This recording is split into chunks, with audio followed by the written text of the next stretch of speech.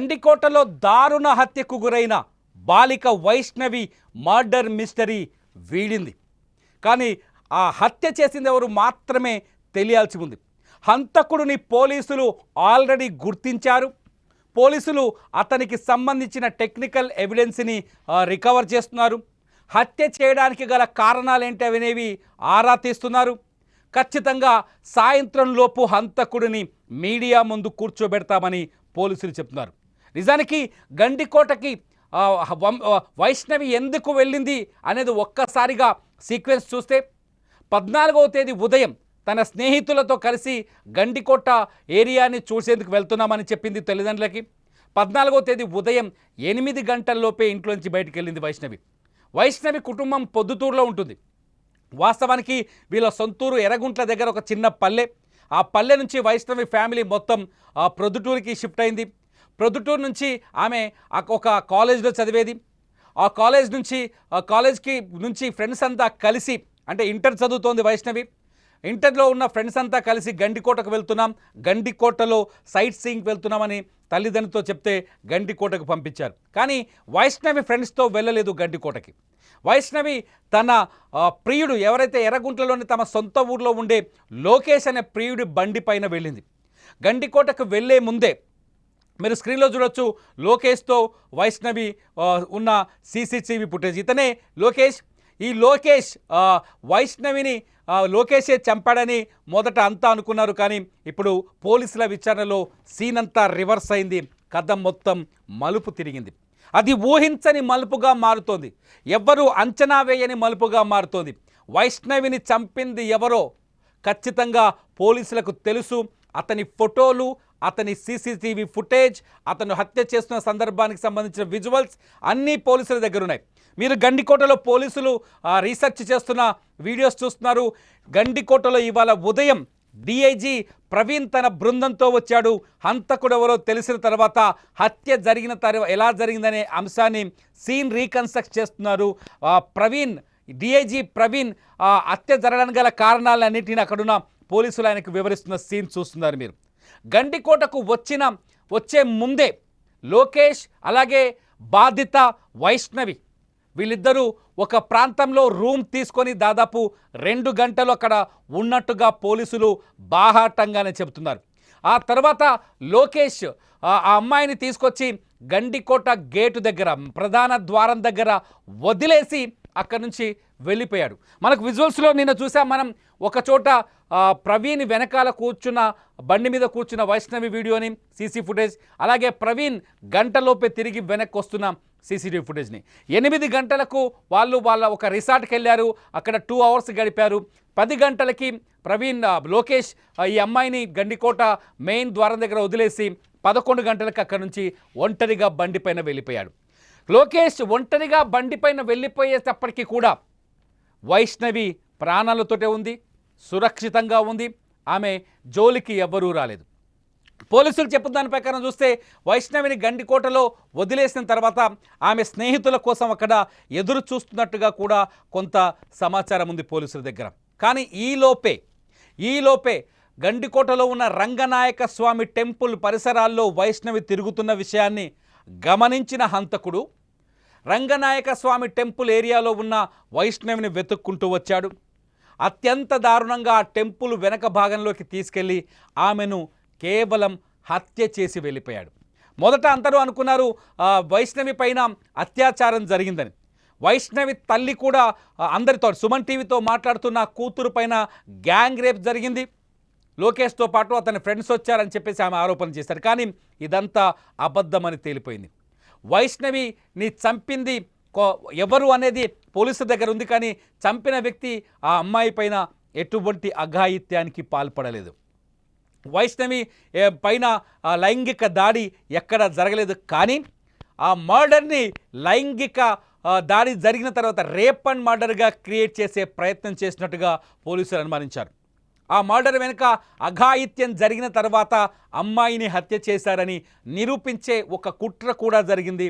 ఆ కుట్రలో భాగంగానే ఆ అమ్మాయిని చంపేశారని పోలీసులు విశ్వసిస్తున్నారు.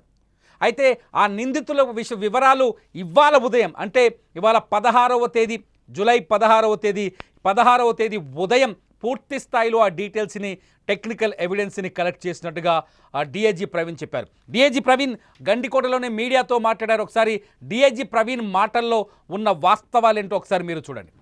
ఆ యువతిని పీరియడ్ వచ్చి సుమారు 8 గంటల సమీపంలో గండికోటకి వాహనం మీద తీసుకొచ్చారు.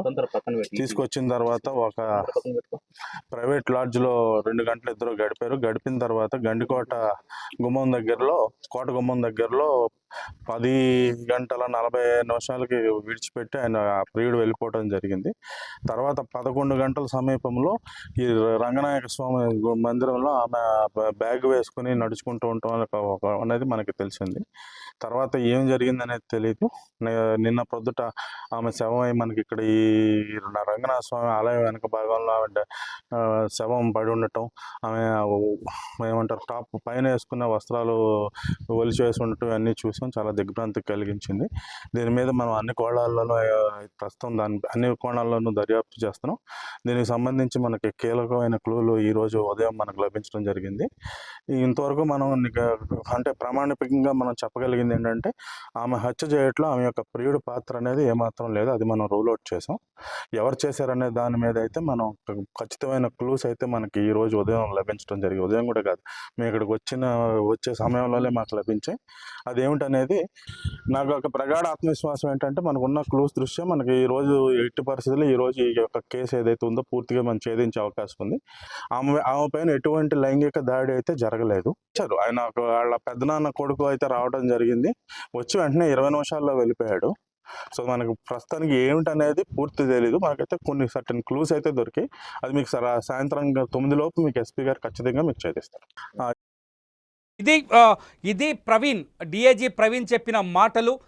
ఆయన పెదనాన్న కొడుకు అంటే వైష్ణవి పెదనాన్న కొడుకు సురేంద్ర పేరు కొంత ప్రచారం జరుగుతుంది. అతని పాత్ర ఉందనే చర్చ కూడా మీడియాలో జరుగుతుంది. కానీ వాస్తవాలు ఇంకా బయటకు రావాల్సి ఉన్నాయి. సురేంద్ర ఫోటోలు కొంత సోషల్ మీడియాలో కూడా హల్చల్ అవుతున్నాయి. కానీ సురేంద్ర 2 రోజులుగా తన చెల్లెలి మరణం పట్ల తీవ్రమైన బాధను వ్యధతో కనిపిస్తున్నాడు. తన చెల్లెలిని హత్య చేసిన వాళ్ళని కఠినంగా శిక్షించాలని చెప్తున్నారు. కానీ ఇతనే అనుమానితుడనే చర్చ కూడా జరుగుతోంది. కానీ ఇందులో పోలీసులు ఇంకా ఎటువంటి స్పష్టమైన ధృవీకరణ ఇవ్వలేదు, అధికారికంగా చెప్పలేదు. సురేంద్ర మాత్రం తన చెల్లెలి మరణానికి కారణమైన వ్యక్తుల్ని కఠినంగా శిక్షించాలంటున్నాడు.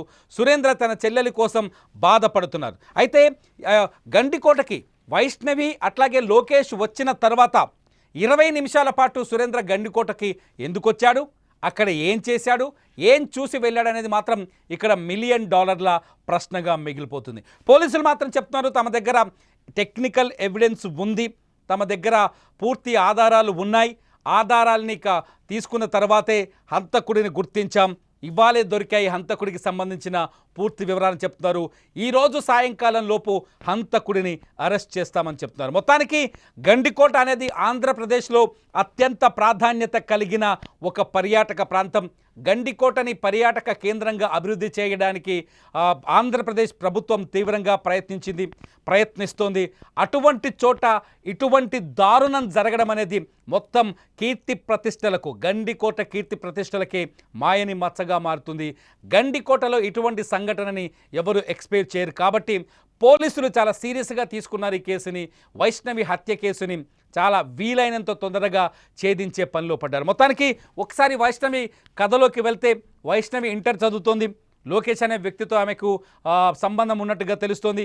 లోకేష్ని తప్పించుకోవడానికి ఆమె కుటుంబం వైష్ణవితో పాటు మొత్తం ఫ్యామిలీ పొద్దుటూరుకి షిఫ్ట్ అయింది. పొద్దుటూరుకి షిఫ్ట్ అయిన తర్వాత కూడా లోకేష్ వైష్ణవిని తరచూ కలుస్తూ ఉండేవాడు. గండికోటకు వచ్చే ముందు కూడా లోకేష్ వైష్ణవిని కలిశాడు. వైష్ణవితో ప్రైవేట్గా ఒక ప్లేస్లో 2 అవర్స్ ఉన్నాడు. ఆ తర్వాత వైష్ణవిని తీసుకొచ్చి గండికోట మెయిన్ గేట్ దగ్గర వదిలేసి అక్కడి నుంచి వెళ్ళిపోయాడు. అంటే లోకేష్ వైష్ణవితో ఉన్నంతసేపు ఆమె సేఫ్గానే ఉంది, ఆమె పైన ఎటువంటి దాడి జరగలేదు, ఆమె ప్రాణాలతోనే ఉందని పోలీసులు నిర్ధారణ చేసుకున్న తర్వాతే ఇదంతా రూల్డ్ అవుట్ అని చెప్తున్నారు పోలీసులు. లోకేష్ పాత్ర, వైష్ణవి ప్రియుడు లోకేష్ పాత్ర లేదని చాలా స్పష్టంగా ధృవీకరిస్తున్నారు పోలీసులు. మొత్తంగా మరి హంతకుడు ఎవరు అనుకుంటున్నారు? మీరెవరు అనుకుంటున్నారు హంతకుడు? నిజానికి వాళ్ళ అన్న పేరు తెరపైకి వస్తుంది, కానీ పోలీసులు ఇప్పుడు ఇంకా అధికారికంగా ప్రకటించలేదు, చెప్పలేదు. అందులో మనకు ఎటువంటి ఆధారాలు కూడా కనిపించట్లేదు. సో ఇది కేవలం ఇప్పటికైతే ప్రచారం మాత్రమే. మరి అసలు హంతకుడు ఎవరై ఉంటారు? ఆ అమ్మాయి పైన అఘాయిత్యం చేయకుండా హత్య చేసి వెళ్లాల్సిన అవసరం వాళ్ళకేమొచ్చుంటుంది? మీరు ఈ వీడియో కింద కామెంట్ చేయండి. చూస్తూనే ఉండండి వైష్ణవి హత్యకు సంబంధించిన live updates Suman TV digital లైవ్లో.